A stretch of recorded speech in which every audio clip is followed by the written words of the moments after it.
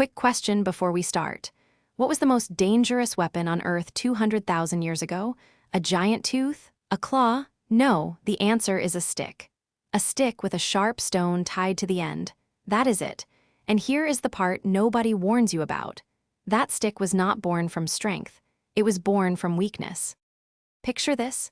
No steel, no electricity, no grocery store, no jacket hanging in a closet. Just you, a patch of dry land, a cold wind coming in from the north, and a pack of hungry animals somewhere in the tall grass watching. You have no claws, you have no fangs, you have no speed, you cannot outrun anything. By every rule of the jungle, you should not survive this. And yet, somehow, you do. Not just you, your whole species, for hundreds of thousands of years. So how did a slow, soft, fragile animal with no natural weapons become the most dangerous creature in history? The answer is so simple it sounds like a joke. Tools.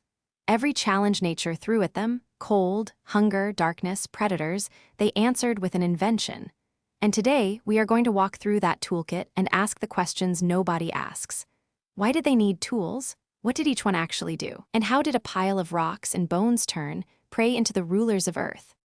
The hook, why did ancient humans need tools at all? Let us start with the question nobody ever asks. Why did ancient humans need tools in the first place? The answer is uncomfortable, because we were terrible at everything. A lion has claws, fangs, and a bite that crushes bone. A bear can tear a car apart. A horse can outrun anything on the savannah. And what do we have? Hands that can grip. A brain that can plan, nothing else. A lone human against a hungry wolf is not a fair fight. It is a massacre. So early humans did what smart underdogs have always done.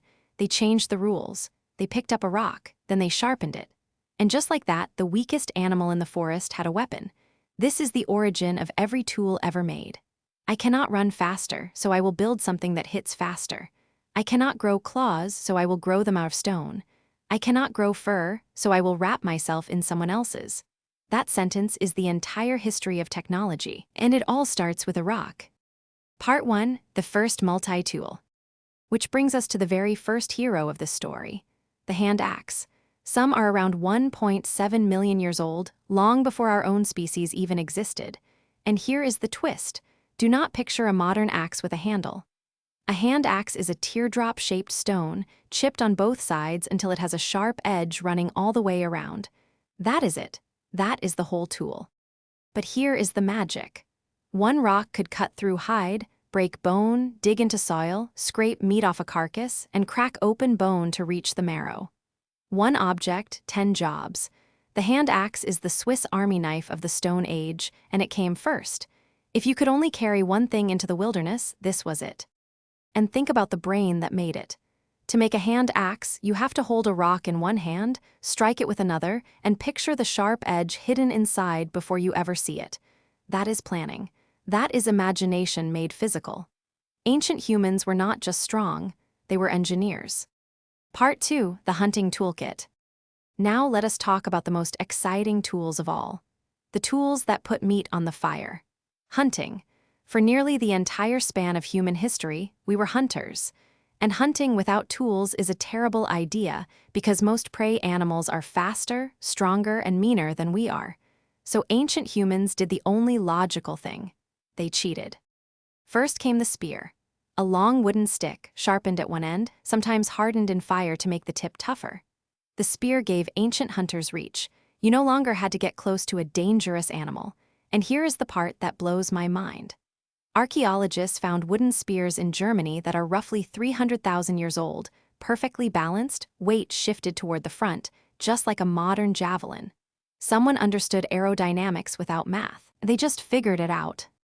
But throwing a spear by hand only gets you so far. So ancient humans invented the atlatl. Say it with me, atlatl. It is a spear thrower, a stick with a hook on one end that holds the base of the spear.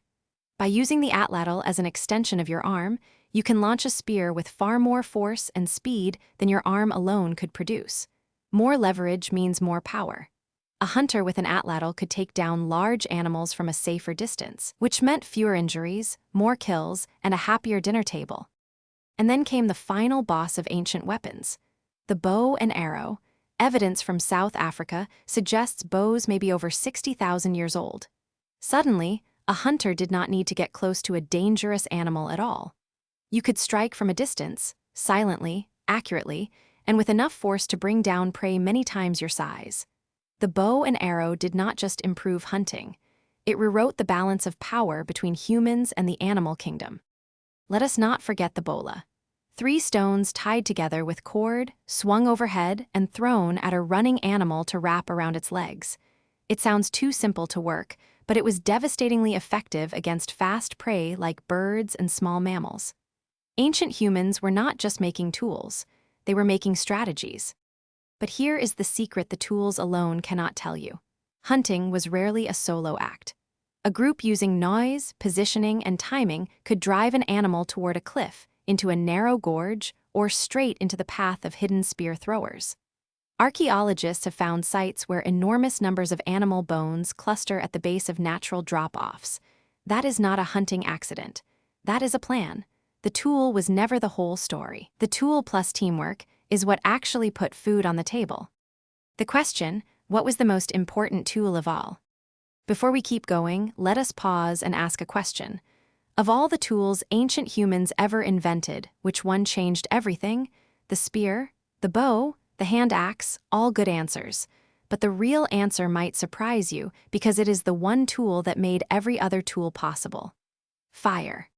Part 3, Fire. Fire is the hinge of human history. Fire meant warmth in the cold. Fire meant protection at night. Fire meant cooked food, which is easier to digest and unlocks far more calories and nutrients than raw food. And cooked food changed our bodies. Some researchers believe that cooking is what allowed our brains to grow bigger and our guts to shrink. Fire quite literally made us human. But here is the question nobody asks. How did they make it? Without a lighter, how do you create fire from nothing? The first method was the fire drill.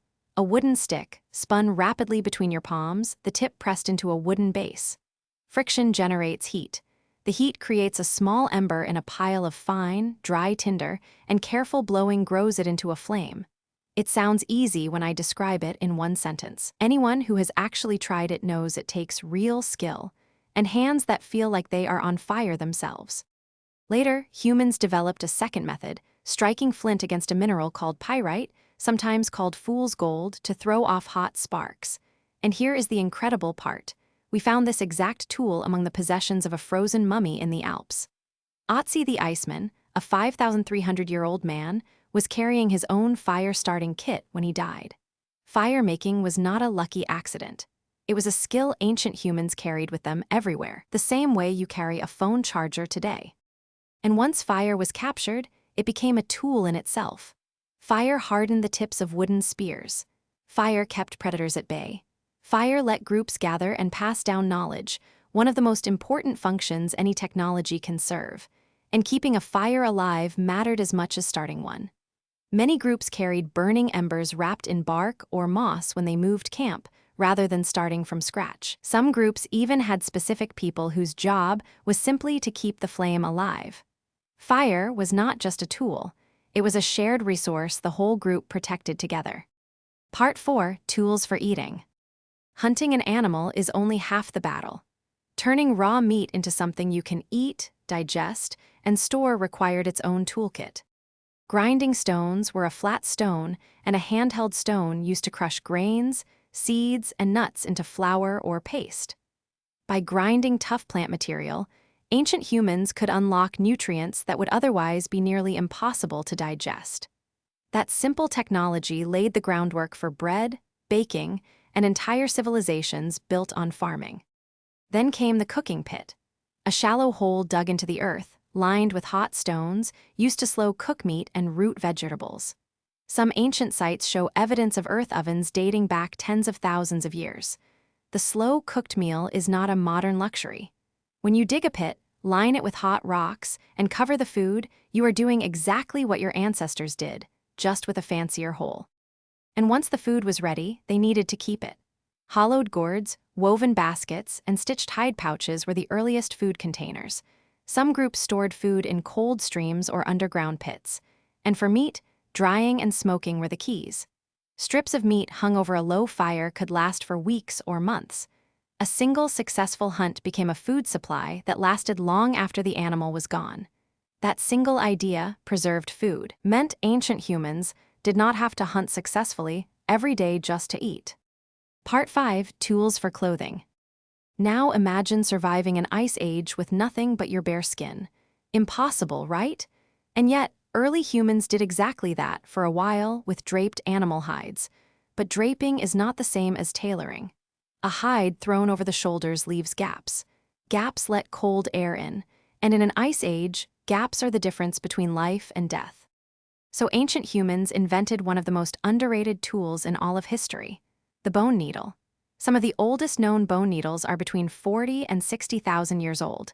They had a small hole drilled through one end, just like a modern sewing needle, so ancient humans could stitch hides into fitted clothing. Sleeves, layers, clothes that actually trapped body heat instead of letting it escape. And here is the part that gives me chills. Some researchers believe this tiny tool is why we are here and Neanderthals are not. Both species lived in the same freezing environments. But Homo sapiens had needle and thread, and Neanderthals may not have used sewn clothing nearly as much. A tiny sliver of bone with a hole in it may have quietly given one species of human the edge to survive. That is how powerful a simple tool can be. Before you can sew a hide, you have to prepare it.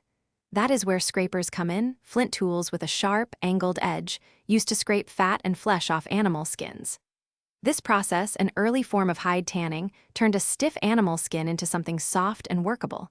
And to punch the holes for stitching, ancient humans used awls, thin pointed tools made from bone or antler. No awl means no hole. No hole means no stitch. No stitch means no jacket in a snowstorm. And they did not stop there. Ancient humans waterproofed garments by rubbing animal fat into hides, an early version of the waterproof jacket you buy today. Footwear followed the same path, moccasin-style boots insulated with dried grass. We know this because of Otzi the Iceman. His shoes were a layered construction, bearskin soles, deer-hide panels, and inner netting stuffed with grass. That is not primitive craftsmanship. That is a fully engineered piece of cold weather gear, designed over 5,000 years ago, and not too different from a modern hiking boot. Part 6: Tools for Defense. Now for the question that keeps people up at night. How did ancient humans defend themselves against predators? We were not the strongest creatures in our environment. We had no claws, no fangs, no armor, no speed. So how did we survive in a world full of things that wanted to eat us? The answer is the same as always. We built tools. Fire, once again, takes the top spot. A blazing fire at the entrance of a shelter was one of the most effective predator deterrents in the ancient world. Almost nothing in the animal kingdom walks toward an open flame. Fire did not just keep us warm, it kept us alive. Spears, the same tools used for hunting, doubled as defensive weapons. A sharpened point held toward an approaching predator changed the dynamic. A human with a spear is no longer easy prey, and thrown stones were another deterrent, especially in a group. A coordinated group throwing rocks and shouting could drive off predators many times their size. You do not need to kill the predator. You just need to convince it that you are not worth the trouble. Later, as communities grew, humans built palisades, walls made from sharpened wooden stakes, the earliest form of fortified defense. But here is the deeper truth. Ancient humans were not just fighting back. They were managing their environment. They chose cave entrances that were narrow and easy to defend. They used fire to clear land and drive animals in useful directions. Defense was about smart positioning and reducing risk before a dangerous encounter ever happened. That is a mindset we still use today. The big question: what is a tool really? So let us zoom out and ask the biggest question of all. What is a tool really? At its heart, a tool is a promise. It says, I am not strong enough, so I will build strength. I am not fast enough, so I will build speed. I cannot grow claws, so I will grow them out of stone. I cannot fly, so I will throw. Every rock, every stick, every bone in this story is the same act. Take a problem, understand it, and build something that solves it. And here is the part that should make you pause. You are still doing this. Right now. When you cook a meal, you are using a cooking pit, upgraded. When you zip a jacket, you are using a needle and thread, upgraded.